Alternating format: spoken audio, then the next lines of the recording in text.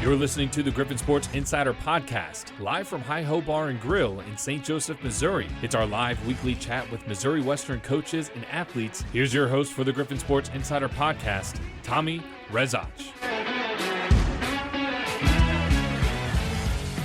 Well, good afternoon, everybody, and welcome to the Griffin Sports Insider. A little bit of feedback there as we're broadcasting live from Hi-Ho Bar and Grill on the Griffin Sports Network and on the podcast page on our YouTube channel as well. I'm Tommy Rezach, and we kick things off with our roundtable of irrelevancy with volleyball coach Jess Fye, soccer coach Jake Plocher, and interim head cross-country coach Sean Gosewisch, as each of these three sports got their season rolling over the past weekend, which we will talk about. But coaches, we like to have a little fun to kick off the show, and sometimes I'll ask various group chats some roundtable ideas, and one that was submitted to me has to do with pregame rituals. Shout out to Catherine from our Peak Sports team for this idea. I guess I'll just lead off with what's maybe the most interesting or unique pregame ritual. Maybe it's something you saw on social media, one of your athletes, an opposing athlete.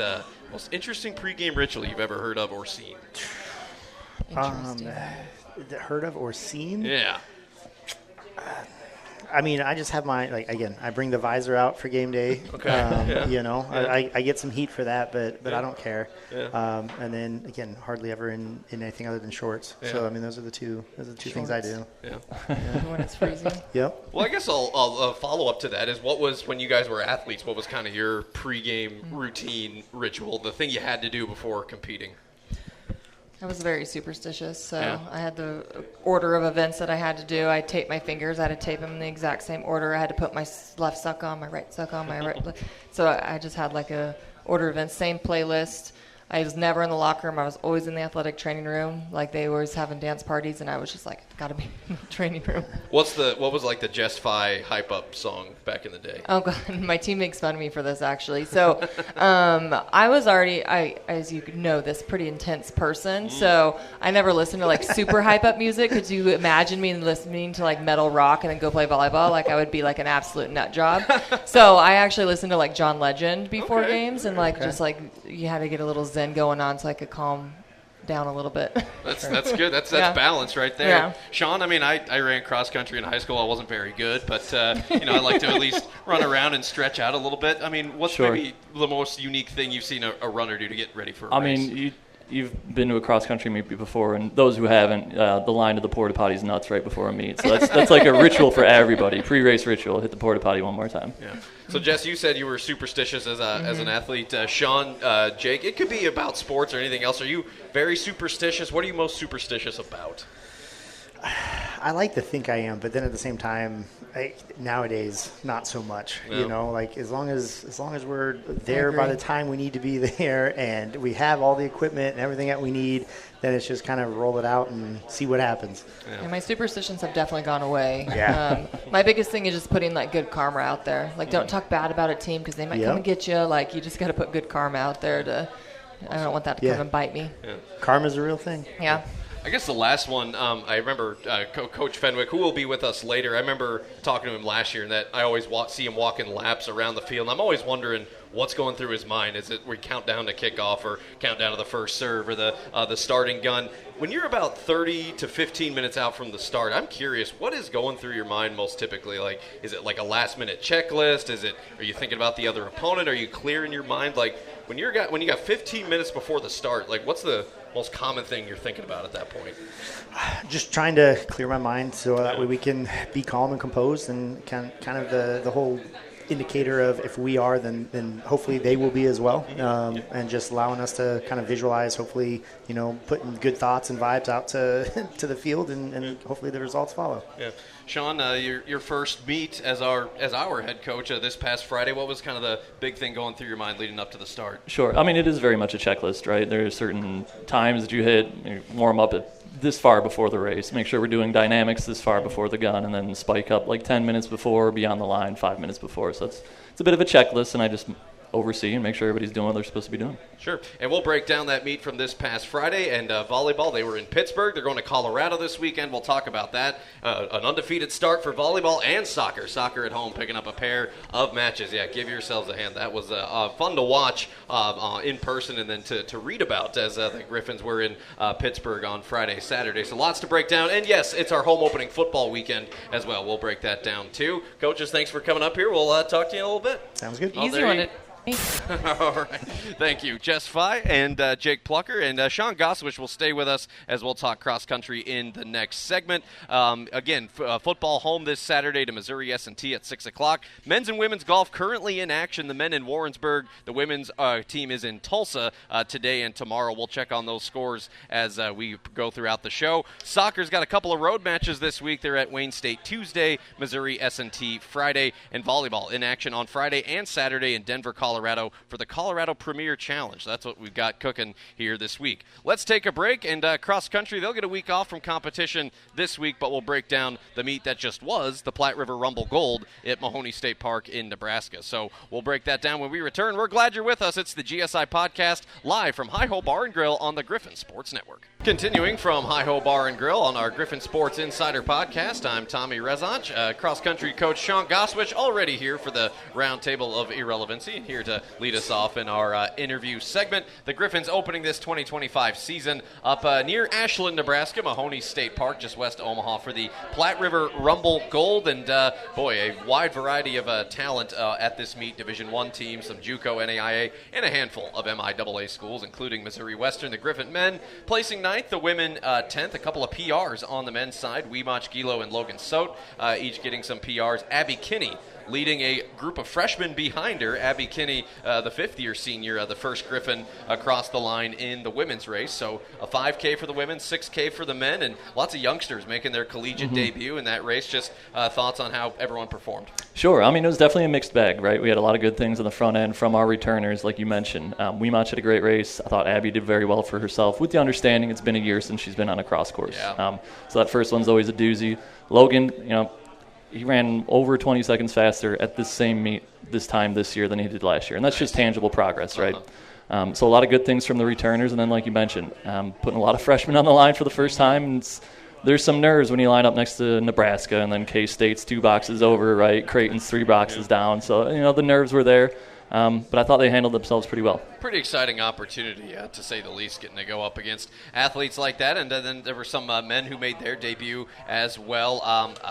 Dylan Stout, a freshman, getting to make his collegiate debut. 4 freshmen on the women's side, some that whom we talked about, right, like a Brianna DeBoard, Haley McKinney, Megan Smith, Jade Wickwire, Kaylee Harvey, all running for the first time. And I know maybe it wasn't the result they hoped for, but just what was the value of getting those youngsters out there? Sure. I mean, really it was just getting rid of that first shock factor of the first meet, right? Like, this is not high school anymore. We're up against the same handful of kids that are good. This is the best from around the country and these different teams. And so you've kind of got to – they learned the hard way really quick, right? Like, that first K was really fast for a lot of those girls, and they could feel it as they went along here, but that's just part of the learning process early on. Well, some other news regarding cross-country over the weekend is it was officially announced you hired your assistant coach, Jana Shaver, joining us, as she actually officially joined staff on September the 3rd, this past Wednesday. And she's familiar with this MIAA, competed at Central Missouri for 3 seasons, was a D2 All-American in a couple of events in track and field, and most recently a grad assistant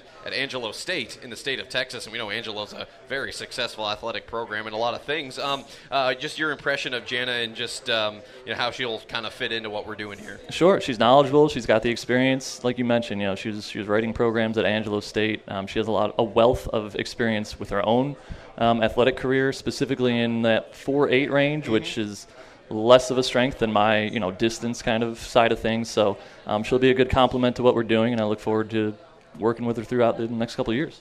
So your next meet will be in 12 days, a week from Saturday, at the Southern Stampede in Joplin. That's a place we've competed a lot over the years. So you get the weekend off. Obviously, this is not new. This is kind of how the schedule works. But you guys will be running hard, staying in shape. But beyond just running hard, what is the best routine for your athletes between now and then just to stay race ready? Sure. I mean, the practices and the hard days are always going to be there, right? It's important to really take the recovery seriously because I'm not always present for that, right? Sure. The way we sleep, the way we eat, what we do outside of practices has a significant effect on how we perform. So, making sure we rest up and take it as easy as we can between those practices is going to be important.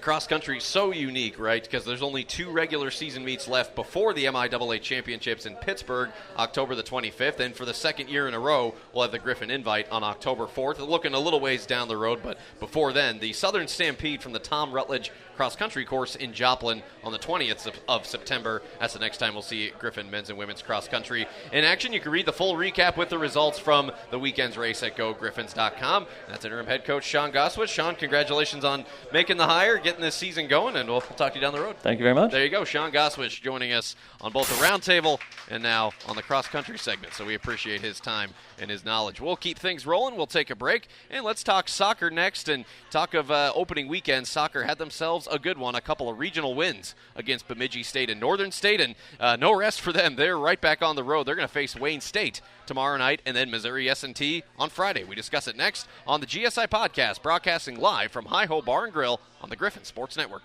Rolling on from Hi-Ho Bar and Grill on our Griffin Sports Insider Podcast, I'm Tommy Rezach. Happy Monday. Glad you're with us here today. Talking Griffin soccer now with the head man, Jake Plocher, and a sophomore goalie making her collegiate debut in soccer over the weekend from Papillion, Nebraska. She was a 2-time state champion in soccer for the Monarchs. Morgan Byrd joining us. Morgan, Jake, thanks for being up here. What a weekend, right? 2-0, couple of shutouts, 2-0 over Bemidji State, 1-0 over Northern State. So now 13 straight wins at home dating back to last year. 3 different Griffs get a goal. Mo Byrd, a couple of complete games. Coach, hard to ask for much more. Beautiful weather, too. Very pleasant out there. Yeah, to be honest, Sunday was actually even warm, which the temperature-wise it wasn't, but just compared to what it had been the previous few days made it feel a little warmer. But, great to come out and start the weekend 2-0. Well, and the turf is always, 10 degrees at least warmer than the air temperature. And, Morgan, I was genuinely curious who was going to succeed Keely Krunenberg. I know we had some very capable keepers on our team, and you lived up to the moment playing all 180 minutes, and credit our defense, right?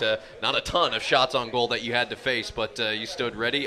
Just how fun was that for you when you knew that it would be you getting in there for the first time? Just thoughts on your experience this weekend. It felt really great to be in there, and I got to fill in Keely's shoes, which was a big role to play this year. I think these games this weekend give us a lot of confidence moving forward. I think we still have a lot of work to do, but I think we know what we're capable of now. Now, I was doing soccer athlete bios in the offseason. I know you are, at your high school, the career record holder for number of saves. Now, I know the previous record was 320-something. Do you remember how many total saves you had in your varsity career? I don't know the exact number. 300, probably close to 350, right? Somewhere in that range. It's a lot. What is it? Obviously, you have a lot of experience at that level and now here in college. What is it that makes a good keeper in this sport?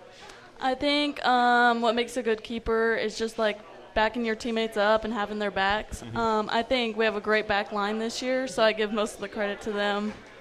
Now, of course, this isn't your first time in a Griffin sport. You're a 2-sport athlete. Played softball this past year. I think 16 games is the amount you ended up playing in. Got a good amount of experience in the spring. Obviously that's common in high school, not as in college. And you get a little time between seasons, right, in the winter, but it's a quick turnaround to get ready. Just how was that first year of balancing that busy schedule? I think it can be tough at times to balance both, but I have a great support system of coaches and teammates that are constantly supporting me on and off the field. So it can be tough, but I think it's really worked out well. Just going back to your recruiting, was there a time you were considering one or the other, and how fortunate were you to find out that you could do both here? I think I was originally looking to get recruited for softball, but I think when Jacob approached me, I think I found the fit here, and then once he said I could do both, I was all in here. And lots of state medals in your 2 times in softball, 2 times in soccer, right? Winning a state championship, and it's Class A. That's Omaha Metro. That's some of the best that the state has to offer there. But Coach, a lot of other Griffins making some debuts and doing some good things. Ava Smith, Ava Martin, Rosemary Pujado. Martin and Pujado both freshmen. Sydney Pitts, an All-American from Johnson County, getting out there. And I thought Alyssa Temez gave you some great minutes both times. Probably a few others. So those are just ones off the top of the dome. But some of those youngsters, some of those newcomers, so fun to see them blend end with our returners. Yeah, I think that was one thing that we as a staff and then, just in conversation knew we felt good about the depth that we had in the incoming group that we had. Obviously, you don't know until you're able to kind of play in games that truly matter. And so for these first 2 games to be able to go that deep, basically playing everybody in each game, that's going to help us so much with obviously player growth, but then also just throughout the year of being able to stay fresh and hopefully being able to, play how we want to play late into the season. We knew we had big shoes to fill, too, on the back line with Laura Nyland no longer here, but my goodness, Nicoletta and Brooklyn gave you hard minutes. They were out there the whole time. Yeah. Ava as well on the defensive end. Just thoughts on, I in my view, it seemed like your back line, particularly Friday, dominant at times. Yeah, and it's funny, and obviously it's early, and we still have a lot to clean up, and there's a lot that we're excited about. But even when you look at it, it doesn't even really truly matter who's starting or the minutes being played because we have so much depth. Like I think even on Sunday, our starters played less on our outside backs than the ones that came in. And so to be able to have that ability to rotate people and have that level not drop is massive. And so again, that's a credit to them and even just their mindsets of understanding. Okay, whatever my role is, I'm gonna make it the best for that shift that you're out there. And then just supporting the other players that go in. Well, you're right back at it tomorrow going on the road. Start of a 4-match road swing here. We won't see the Griffs back home till October the 3rd against Newman, but at Wayne State tomorrow, that's a 5 o'clock match, and then back in the Show Me State to take on Missouri S&T Friday at 5 o'clock. S&T had themselves a nice win Sunday, taking down Pittsburgh State in the MIAA. I know Wayne had a scoreless draw with William Jewell this weekend. I haven't seen it beyond that, but just starting with Wayne, that's another Northern Sun, another regional opponent. Just thoughts on them? Yeah, I mean, we know they're going to be like every other Northern Sun team. They're going to be physical. They're going to try to play, maybe be a little direct at times. But I think there's also a lot of familiarity just between whether it's former club players that are on each side or even girls that we've recruited in the past. So yes, it's a quick turnaround, but at the same time, we're gonna go out there and we're gonna do and kind of control what we can control and hopefully take care of business. Yeah, and again, both of those matches at 5 o'clock this week. Wayne State tomorrow, Missouri S&T on Friday, kind of going one at, and then you play again the following Tuesday, right? Correct. And that's against Jewell. Yep. Yeah, and then conference opener that same week, week after this against Roger State down in Claremore, Oklahoma. Morgan, I guess I'll end it with you. I thought just being up in the booth, like hearing the band, hearing the Voo-Voos and some of the student athletes and folks that came out to support, how fun was that just from an atmosphere standpoint playing with so much good energy this weekend? There was a lot of good energy this weekend with the band, the cheer. A lot of my softball team came out. A lot of football guys came out. I think it was a great atmosphere for us to play in, especially the first home weekend. Mm-hmm. I think it felt really good. Yeah, we had the Gold Coat Barbecue Friday evening, so a lot of our good fans and generous donors out there. And, yeah, the weather was just great, so that certainly helped. And hopefully some good weather and good vibes for the Griffs this week. Going on the road for the first time, Wayne State tomorrow and Missouri S&T Friday. Stay tuned, GoGriffins.com. We've got not only your recaps, but live stats, live streams, so you can keep up and watch the Griffs as they head out on the road. Morgan Byrd, Jake Plocher, Mo Byrd making that debut as keeper for the Griffs this weekend. Guys, congratulations on a great start. Good luck this week. Thank you. There you go. Morgan Byrd and Jake Plocher joining us up here on the program.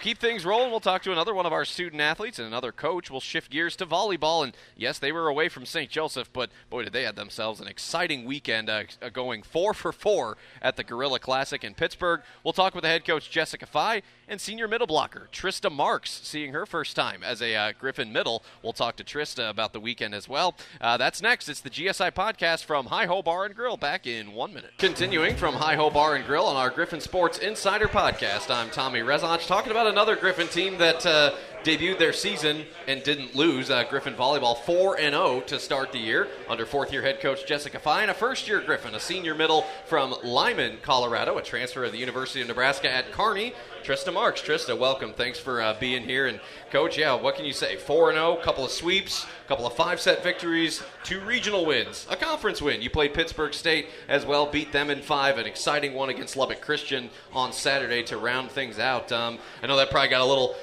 overly exciting at times, having to fight back and reverse sweep a couple teams, but, man, what a good slate and a good start to this season. Yeah, we'll take it. I think anytime that you get 5-set matches early on in the year, it definitely shows our staff kind of what we're made of and how gritty we can be. I wish we wouldn't have gone 5 on day 2. Yeah. But it is what it is. I'm glad we were able to kind of pull it out, and it just kind of shows us, exposes us where we need to focus on this week too. Yeah. So many things that jump out on the stat sheet, including Trista with a team best 49 kills combined on the weekend. Taylor Russell, who I know recovering from a little bit of soreness, injury in practice, coming back strong with 38 kills. Emma Salker, who was on the program a couple weeks ago, 46 kills, so a good weekend for the middles up front for Mo West volleyball. Trista, just offensively to be that productive, just what were you seeing, what was working for you over the weekend?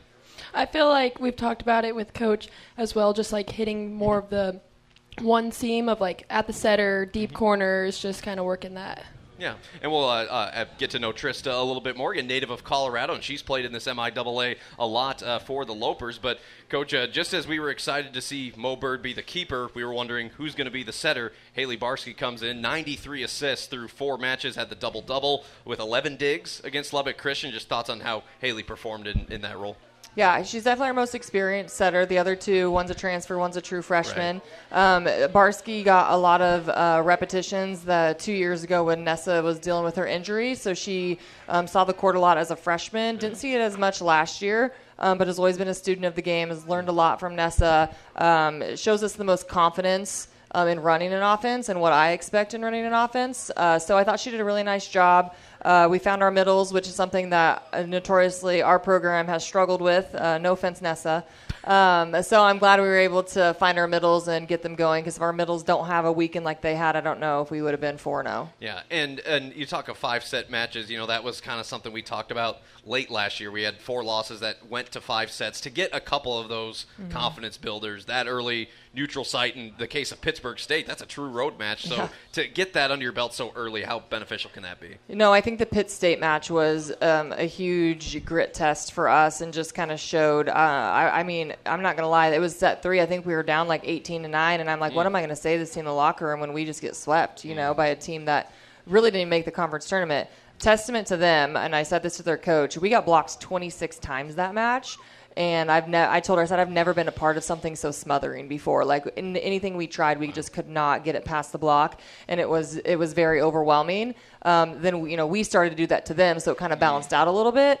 So definitely props to Pitt State, because they did a really fantastic job. They played really hard, but for us to be able to flip that third set around when we're down by 9 points, and they only have to, I don't even know whatever that run is, and then to be able to come out dominate in the 4th set, and then the 5th set was pretty back and forth, but I felt comfortable the whole 5th set. Sometimes I'm in a 5th set and I'm like, okay, what are we doing here? The 5th set against Pitt, I felt like we found our footing and we were pretty grounded. Yeah, I had the live stats up during the soccer match Friday, and I saw we were down in the 3rd, and then I asked Mitch Millett, our SID, I'm like, hey, did we win? And he goes, reverse sweep, and I was like, oh my goodness, how great is that? Trista, over to you. Now, you're obviously experienced with this league. 3 years at Kearney, a pretty consistent player the last 2. I think I counted like 68 matches over the last 2 years at Kearney, and we know very well how good they've been over the years in volleyball. So just kind of take us through the decision. You were looking for something new, and I guess why Missouri Western at this point in your career?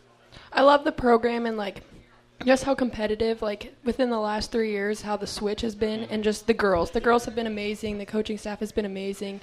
And honestly, just hit every box that I was looking for. Well, the last time we played Kearney was at home, November. It goes to 5 sets. What are your memories of that one, just being on the opposite end? I actually wasn't at that game. Oh, were you not? Oh, okay. The one game she didn't make, though. Oh, dang, I'm sorry. Yeah, she wasn't there. Okay, well, scratch that one. I was excited when I saw it. I said, their third string middle's not there. He can't sub either of them out. I hope they don't have a bad game, because she wasn't there, and I was like, yes. I missed that one. Yeah. But we look forward. Well, we'll worry about that team later on down the road. Let's look at the weekend, because my goodness, Coach, it lives up to the name, the Premier Challenge, the Colorado Premier Challenge in Denver, hosted by Regis and Metro State of Denver. You'll play second-ranked Angelo, 13th-ranked Concordia on Friday, little NCAA tournament rematch there on Friday, and then Saturday to be determined. This is a pool play tournament type thing, so the Saturday matches will be determined on Friday's outcome. But 8 ranked teams in this field, 3 teams receiving votes, including us. So, my goodness, what an opportunity and a challenge ahead for this team this weekend again. Yeah, so this is notoriously just an invite-only tournament, so the coaches just reach out to you. So when Jenny at Metro reached out to me at the end of last season, I wasn't 100% certain, what I wanted to do. We needed to find some pieces maybe that, we needed. So once we kind of got some pieces, I thought that it would be a good opportunity for us to test what we're made out of. Obviously, we lost, like losing Nessa, Lily, Haley, Shelby, that class. I thought we needed to kind of see where we stood pretty early on if we were going to make a run. It's obviously great for our strength of schedule. If you ask my team who they want to play in preseason, they're like, I want to play ranked teams. So they're up for it. They want to be competitive. They want to compete. But it is going to be a tough weekend. It's going to be quite a bit different than this past weekend on who we saw across the net. So we have to have a very, very, very productive week in practice.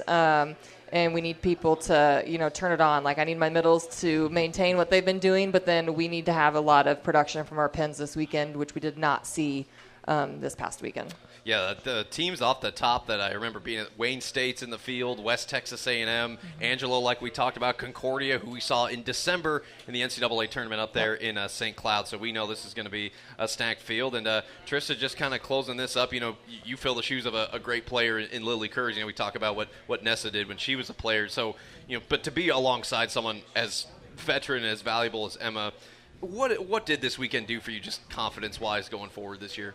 I feel like it was a very big building. Like, I feel like Emma and I can work together and just kind of like talk about what's going on and just be there for each other, and just kind of. I feel like it was a good stepping stone to like get the season started and see what we can do as middles, and then keep pushing as a team.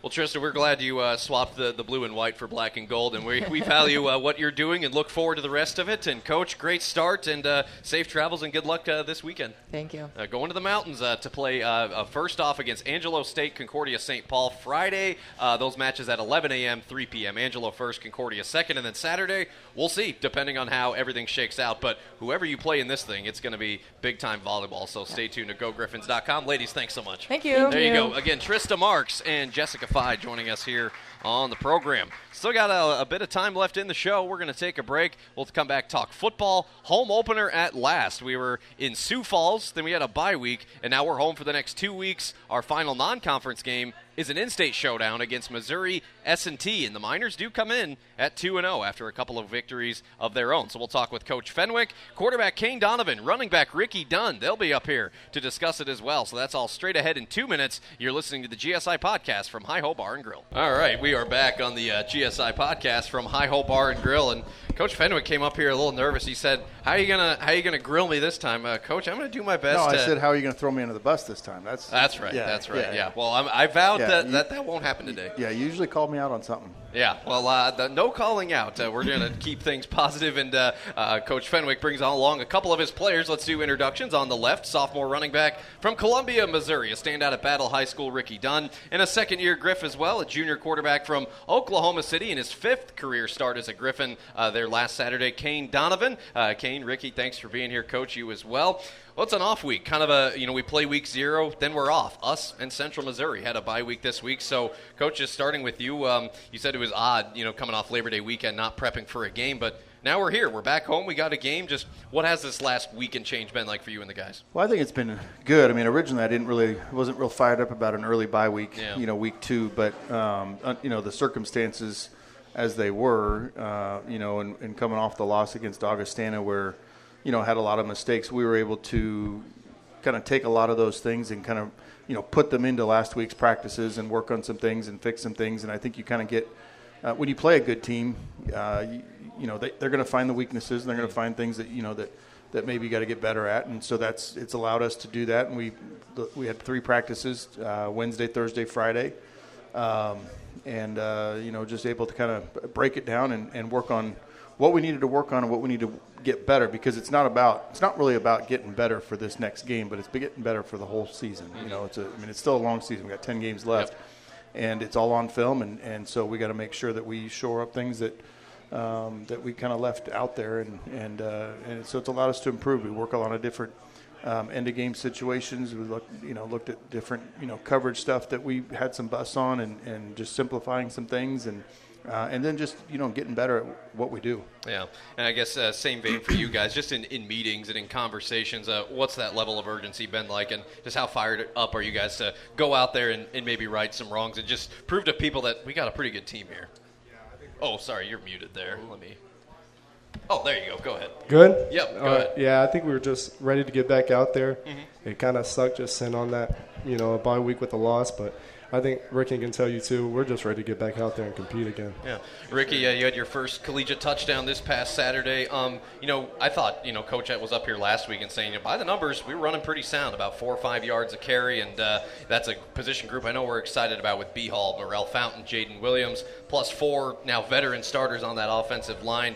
How excited are you about just the potential of that backfield and what guys like you can do this year? I mean, with the 4 guys that we have in the backfield, I feel like that we're pretty much unstoppable. And with the people. Oh, hang on one second. Okay, go ahead. And with the trenches that we have now with the 4 vets, them boys are taking care of everybody up front for us. So really making our job much more easier. Yeah. And Kane, your first live action since last September, going through an injury and a surgery and everything like that, a career high in passing yards, career high in passing touchdowns in a single game. I know probably some things to clean up that you guys have really hammered home, but to be out there with a lot of new receivers, against a really good team, and to put some good things on film, even though the outcome wasn't what we wanted, to be able to have gone out there and compete so well and be in the game to the bitter end, I mean, that's got to be worth something, right, confidence-wise and just momentum-wise. Yeah, it felt good. I think, that was the first time bullets were flying for those young receivers.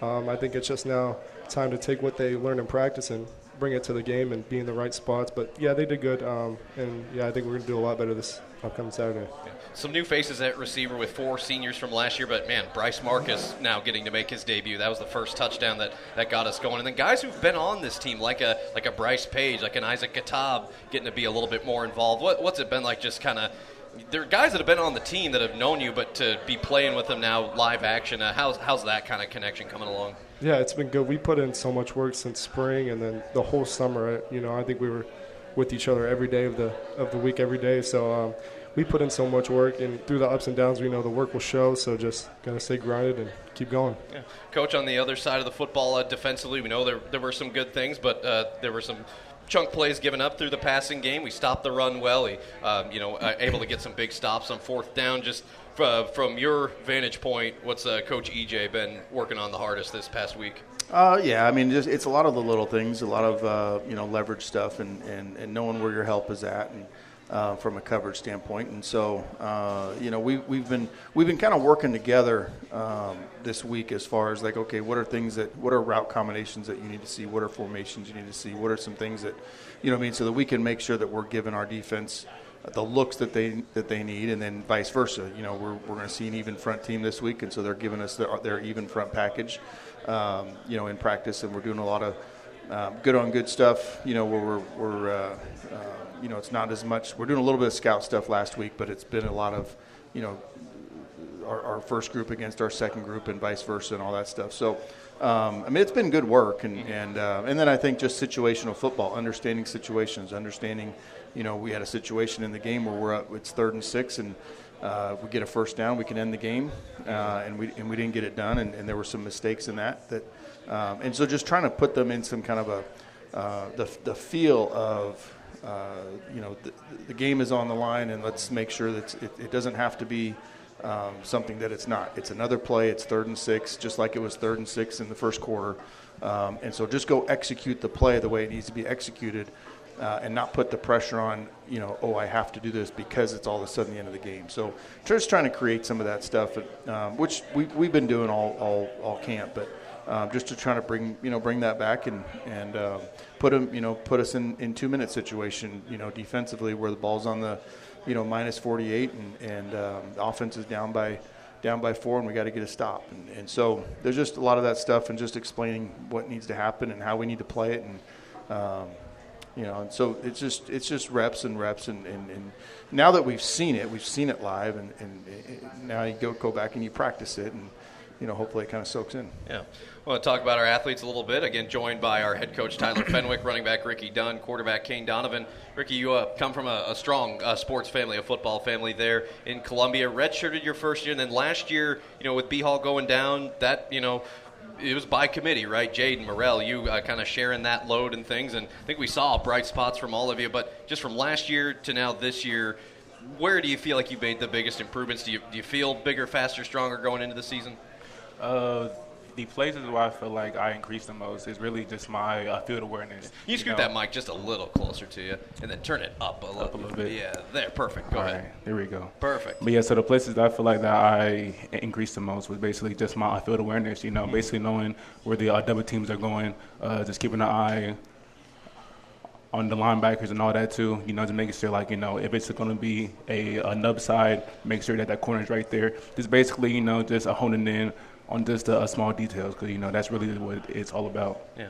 And Kane, just as like a refresher to remind folks, this is your second year, and Coach Fenwick recruited you to Southeastern, and you end up coming here, and you were the starter to begin the year last year. And then it's week 4 Emporia State, and then you were on the shelf for the year. So take me through those 11 months, just what rehab was like, and just the conversations, and what kind of motivated you to come back and get better this year.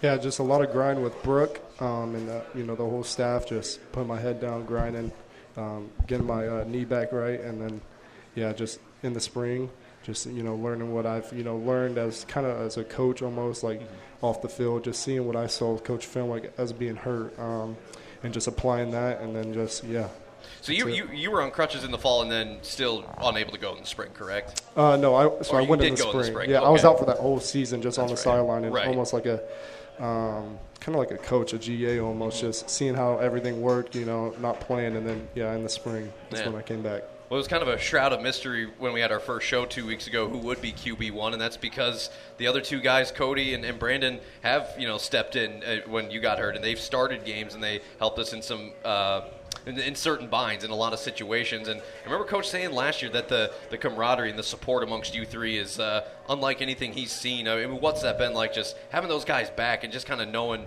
each other's tendencies and what to expect and so forth? Yeah, those guys have been great to me. I think they've helped me throughout the way. The whole fall camp, it was a competition, but we've all supported each other, and those guys have been great, and I appreciate them so much. Yep. Yeah. And Tyler, obviously, you guys having that history at Southeastern, and to see him come back this second year, and 15 of 27, 226, I think those things speak for themselves. And I think we spoke last week that the ability to scramble and kind of improvise when the chips were down. How much different was this Kane Donovan maybe compared to last year or Southeastern Kane Donovan? Well, way more athletic. We got him up to 19.6 miles per hour the other day at practice, which is, I think, a record. But no, I think, honestly, when he got hurt after week 4, and you realize, okay, I'm going to be out for the year, and what the injury is and all that stuff. He really kind of stood back as if he was a coach and kind of looked at things from a different perspective, a different lens, and looking at the way that. What we're installing, why we're calling certain plays, and just kind of looked at it differently. And I think, instead of standing on the sideline and hanging out, it was more, behind the offensive line and kind of just looking at things, had a script, knew what was coming, and just studying. And so I think that's helped slow the game down as we go into, going through spring ball, going through fall camp, and then going into the game. I think things, just mentally have slowed down. And so, now it's, with all the new receivers, it's just making sure that we get them on the same page. And, it's one thing when, you're in practice and there's not a lot of pressure on it, but all of a sudden you get into the game. And so that's where things have to slow down for those guys so that they can kind of be on the same level.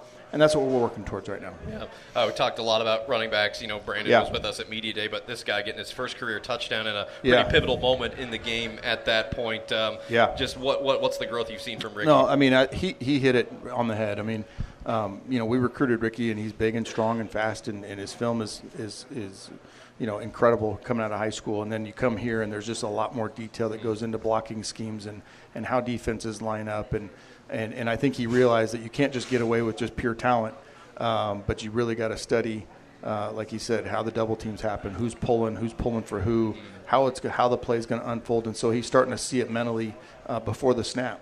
And so he can time it up and have a little bit more patience when he needs to, speed it up when he needs to, know that the corner might be the free hitter, that the extra guy that he's going to have to handle. And so sometimes that's not a good ending for a corner when you have to tackle Rickie Dunn on the perimeter. So, but just the growth that he's had mentally and just staying the course and just, going through the, you feel like, you should be getting more reps. And the fact that we've got, such a stable of running backs back there that, those guys are all a little bit different.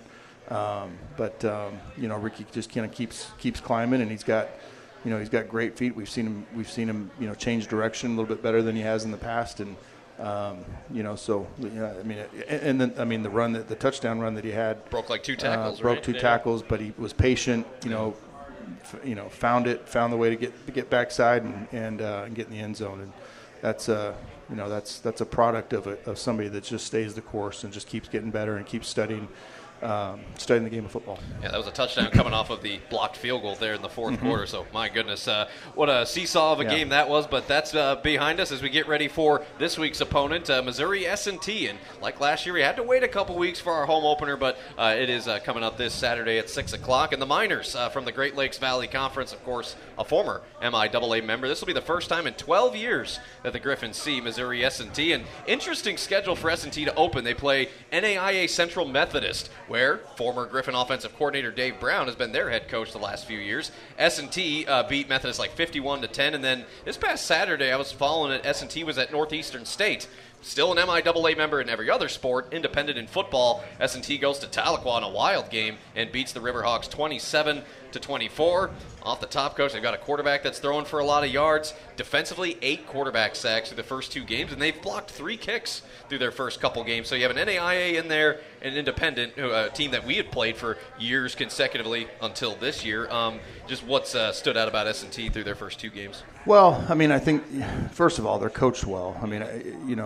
You got those type of kids, and I've got experience coaching at S&T and dealing with the type of kids that they've got here. They're smart, they're competitive, they're tough, and so you see that on the film. You see that how they play defense. They're relentless, they're physical, they get in gaps, and they don't make a lot of mistakes. So you're going to get that out of them, and so. Special teams wise, I think Coach Ball's done special teams in the past, and he's going to have them ready to go. Special teams wise, like all the detailed things, all the things that that kind of sets you apart from a good team and a bad team. A team that's coached well, you can see that a team that's not coached well, and they're going to be a team that's coached well. So Andy Ball, who is the head coach there, going on year 4. So your last year at S&T was 18. Then Todd Drury was there for a little while, took a D1 opportunity, and now Andy Ball in his 4th year. And there are so many unique ties that kind of bind these programs together. Andy Ball, the head coach at S&T, he was on staff with Jerry Partridge, his offensive line coach at Missouri Western, in the 2015 and 16 season. It was around that time that Andy Ball was the interim head coach at St. Joseph Central, helping one Bobby Lawrence continue his collegiate career at the University of Missouri. And so Todd Drury was your successor. He had worked for you, right? Yeah. But by and large, you spent 5-6 years, 13 to 18 at S&T. Your top 3 there in wins, all culminated very special 10-win season in 2018, champions of the Mineral Water Bowl. And you know this probably, Coach, but it was their first 10-win season since 1950 and just their 3rd postseason win ever. So you're a legend in Rolla in a certain aspect, but by and large... Hold on. Are you giving me a compliment? A couple, yeah. Are you actually... Wow. Yeah. You're actually promoting something that I did well. Yeah, but what... Okay, so with that I'm really not that bad of a coach. No. He makes sure you guys don't think I am, but... I updated your bio this year, and I included that stuff in there, but... About time you read that. Yeah. Fair enough. Well, that was your first head coaching job. You win the MIAA championship here with Coach Partridge. Let's start there, right? Because that was your first job in 2013. What was that decision to leave a team that's doing so well, and you're the play caller, the offensive coordinator, to make that leap as a head coach at the D2 level? Just the opportunity to become a head coach those are hard to get those opportunities, and it was a great place for me to kind of cut my teeth and learn how to be head. And I learned a ton. I learned so much about being a head coach, and and just decisions to make and how to run a program, and then that's a place where it's not easy to run a program because you're dealing with the academic rigors of engineering kids and labs and just everything that goes into class schedules and really their mentality of, I mean, the reason why they're there is because they're trying to get an engineering degree. Yep. And it's and so we kind of had to work through some things as far as, what type of kids that we were looking for in recruiting. And so we were pretty strategic about all of that. And but, I mean, I had a great time. We loved Rolla. Rolla's a good place. Got some really good friends that are back in Rolla. Andy Ball. So I hired Andy in 2018 from Central High School. Okay. And because he was on staff here at Missouri Western with Jerry. Yep. And then he was my offensive line coach. And so Andy's a great friend of mine. Andy's one of my closest friends. And, although I hope Andy's listening to this right now because I texted him after the Northeastern game and said good win, and he never responded to me. So I'm not sure what, but. So you got a list of people that are doing wrong. I'm right at the top, apparently. But I keep it in my head. It's all, yeah. Little bulletin board no, material. but Andy's a lot of fun. He's a good coach. We had a lot of success together that one year, and but yeah, I mean it was 6 years there, and it was a good time. Yeah, I guess for you guys as players, just getting ready for this game. Non-conference, right? It's a team we're not used to seeing, and we get to open at home under the lights, and you guys have experienced that already. Just to be able to show out for our community this weekend, what are you guys looking forward to the most here? Yeah, we're excited. We had a week to prepare, an extra week, but like Coach said, they're going to be smart, they're going to be physical, they're going to be fast, and, we're just ready to get back under those lights at the Sprat. Rickie? Hey, I'm ready to go out there and, to just go ahead and go ball out. Yeah. That's all. Amen to that. Speaking of balling out, speaking of running backs, we did see B Hall on a snap count. How's B Hall? He's fine. What's kind of the – so is it snap count deal again, or do you expect him to be full go, or what do you think?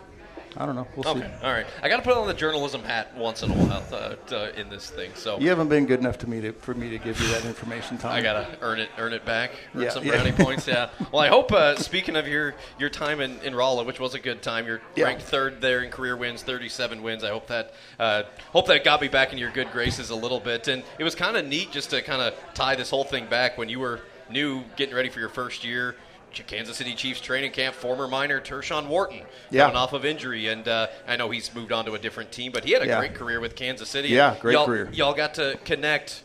He's in the pros. You're back here at Mo West. What was that? Just take us back there a couple of years ago, just getting to reconnect with one of your players. Well, I mean, first of all, he was a beast. At Missouri S&T. I mean, he was something else. And so that led to a lot of the wins. Yeah.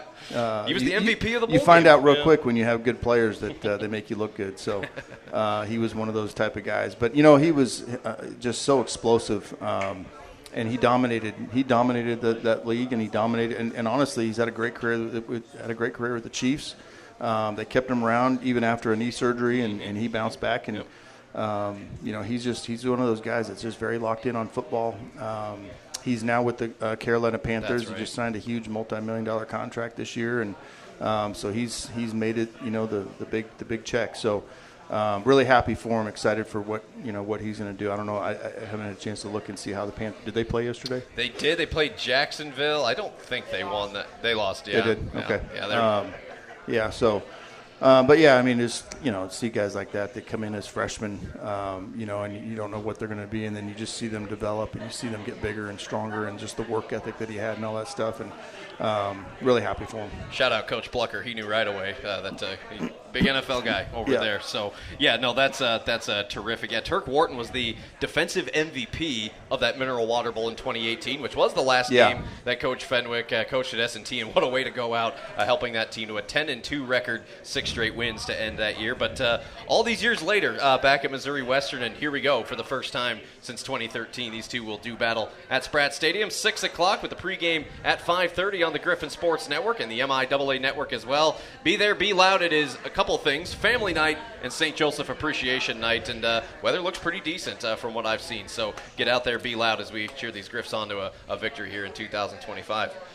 All right, Coach, thank you. Thanks for coming. Kane, Donovan, Rickie, Dunn as well joining us up here on the on the program on the hot seat up here. So glad they could make some time. Thanks to Coach Plocher, and thanks to our athletes Morgan Byrd, Trista Marx as well, Sean Gosewisch, Coach Jessica Fye for joining us on the show today as well. Big thanks to all of you who came out to see this in person, and thanks to our listening audience. And you can, again, watch the show back on our podcast page on Spotify, Apple, YouTube, wherever you podcast. Just search Griffin Sports Insider and subscribe. So our next broadcast of Griffin Athletics is what we just talked about. 5:30 pregame, 6 o'clock kick, Missouri S&T, Missouri Western. An old MIAA rivalry renewed. S&T coming out of the GLVC to play the Griffs for the first time since 2013. So looking forward to this one. That'll do it for the GSI Podcast. I'm Tommy Rezach. Thanks for joining us. We're back next Monday the 15th at noon for another show. Until then, enjoy your week. Go Griffs.